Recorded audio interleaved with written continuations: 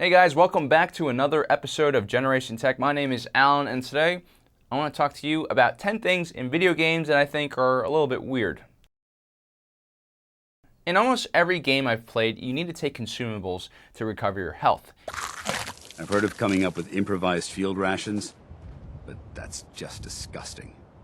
Whether that's painkillers or food or beer and alcohol, it doesn't matter. But if you really think about it, that makes absolutely no sense. I still can't understand how doing that heals your wounds. I mean, okay, maybe the painkillers make a little sense because if you can eliminate pain, you can push through whatever hardship you're dealing with. I mean, we've all seen like the PCP, Crack Ninja,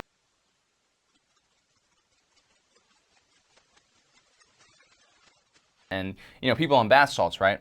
But the whole eating food and alcohol making you indestructible, that makes no sense. Food does not heal you. I mean, it heals you over a long time, but after I eat a meal, I'm usually going into a food coma. So if anything, it makes me slower and less able to, defend myself or fight. Let's say you got shot in the stomach or in the leg. How is a chicken sandwich going to help you recover all that health? Then there's games like Arma, which are a little bit more realistic. So when you get shot in the leg, for instance, you start bleeding, and you have to bandage your leg or else you're going to bleed out. And even after you bandage your leg, you still have a wounded leg, so you're going to start walking slower. I kind of like the system. It's not for everyone, but it's more realistic, and it makes the game more challenging and therefore rewarding.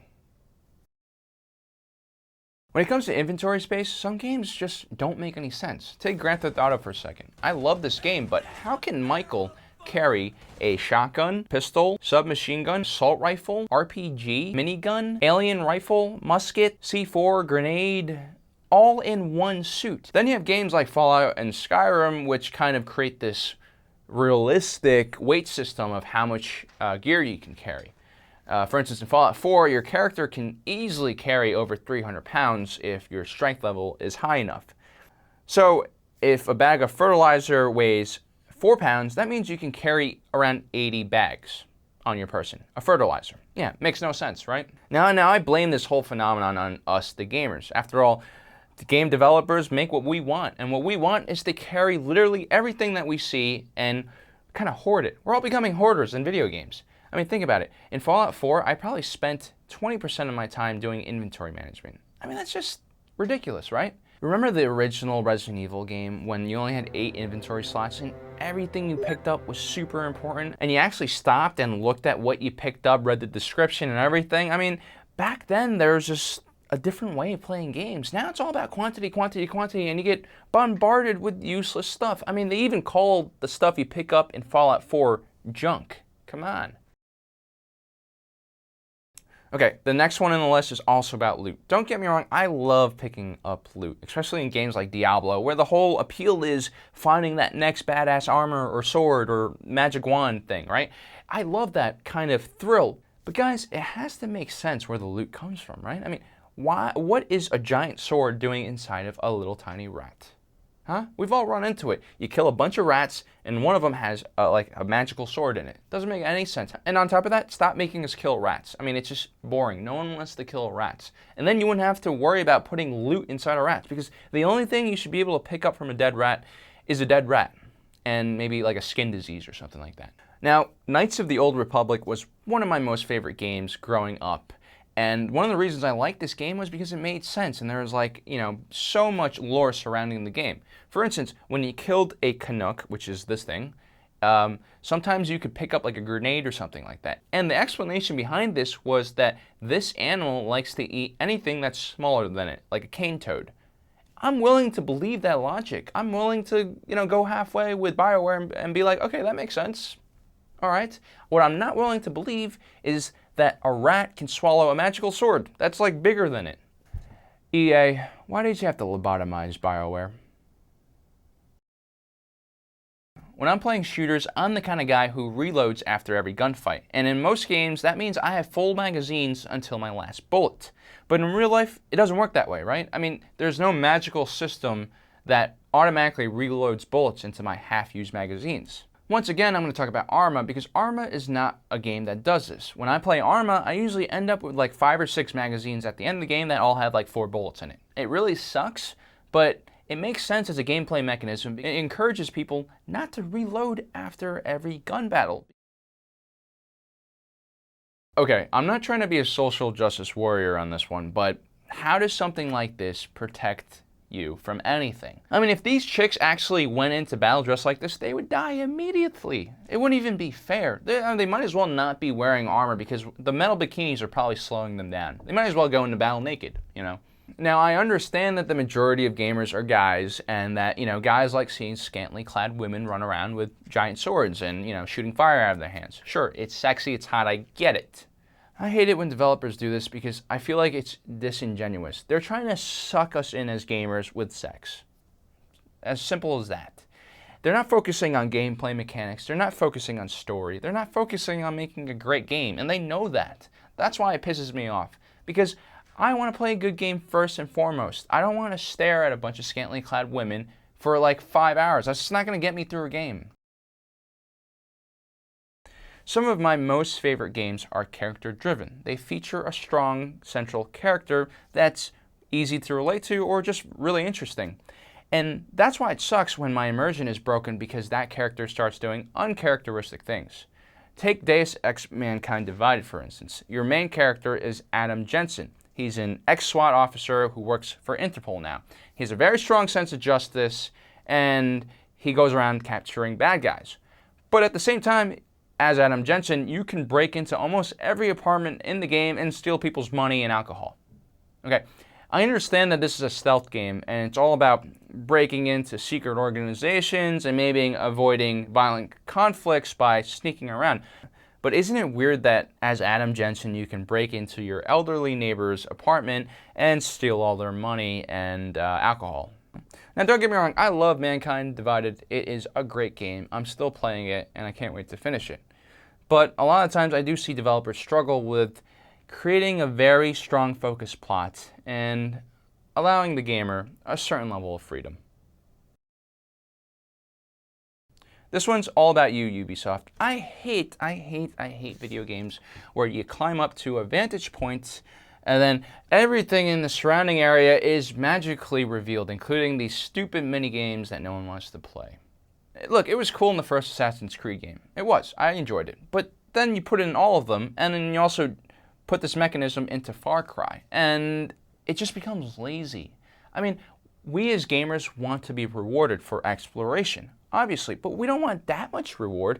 We don't need to see every little spot on the mini-map after we climb these towers. We want to find it for ourselves by using line of sight. Now, look at a game like Metal Gear Solid 5. When you climb a mountain in that game, you are rewarded, but it comes naturally because you're rewarded because you have a line of sight on an enemy base, and then you can determine what a safe path would be to get through the base's defenses. It's fun, and it makes the gamer feel like they're actually thinking and doing things. We like challenges. We really do.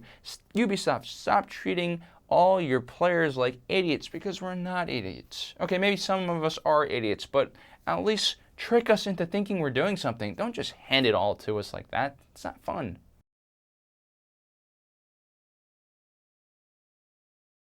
Okay, this next one is just a minor complaint because there's really nothing that you can do about it. Now, I love the lore of video games. I love reading every little article I find in games that gives us more background detail about what's going on in the game. I've always found it hilarious, though, that whenever you pick up a book or a newspaper or a hollow PDA, whatever, there's only like 2 pages of text. I mean, I get it. You can't hire someone to write every book in the game.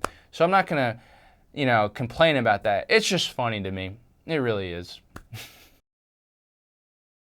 Growing up, I really enjoyed co-op games. I mean, the idea of joining forces with someone else and fighting together, watching each other's backs, I mean, that's really enticing, especially to someone who had no friends.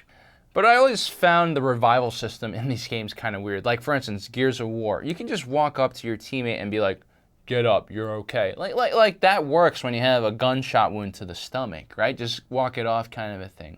But the one thing I always found funny was the fact that you could revive people like automatically and with ridiculous methods too, like Gears of War Army of Two.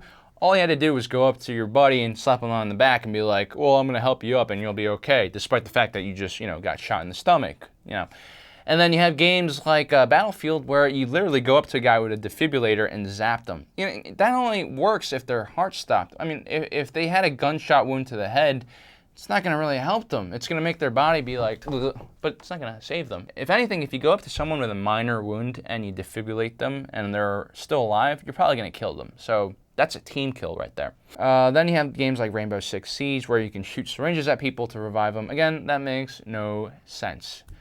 And I like playing as a medic. It makes me feel more useful. Am I asking for a mini game that makes reviving a little more difficult? I don't know, maybe? All I do know is that when I can help someone recover from a gunshot wound by just patting them on the back, that really breaks my immersion. Okay, so this next one really does piss me off, and it's the infinite spawning enemies. Now, it's used in many different ways. Sometimes when developers want to create like a massive battle, and they just don't have the resources to do it, or their game engine can't handle that many characters on screen, they'll just create like a small instanced area where soldiers continuously respawn. And the worst thing is when you finally figure out that's what's happening, it completely shatters this illusion of a massive battle. I just hate it. I think it's done in like Witcher 2. There's like this eternal battle that's going on between these two ghost armies, and then when I found out that it was just that, it kind of broke the whole spell for me. I didn't like it. Sometimes developers also use like the infinite spawn to chase your character from one place to another. This is totally unacceptable because instead of creating a challenge that's so difficult that the player runs away, they just create unlimited enemies. I mean, it's stupid. Come on, guys. Again, challenge us. Don't try to cheat your own system that you've made to make us do things, because that pisses us off. We want to believe that we're in control of things, right? Okay, guys, that's my list of 10. Now, I don't mean to be such a hater. I get it. Creating a game is difficult. You have so many limitations from, you know, making the game enjoyable for one, gameplay mechanics, your engine, the amount of money you have, the amount of resources you have. So I completely get it. But what I'm asking for is a better balance between making a game playable and realism. Because we're not idiots. We want to be challenged as gamers. And if you really do have to make a shortcut, at least try to hide it or do something creative so we don't sense it. That's all I'm asking for. Guys, I hope you enjoyed this episode. If you did, please drop us a like. If you didn't like it, don't drop us a dislike because that'll make me sad. And also, please subscribe if you want more awesome content from Generation Tech. One last thing, me and Ben just recently started out doing vlogs, so check those out here if you're interested. And as usual, guys, if you're watching this, you are Generation Tech. Back to Diamond City, and you know, who hasn't taken a hit of jet to take down a charging death ball? Toaster feature. Great for picnics. And we've partnered with Dyson to improve the hairdryer feature that was so popular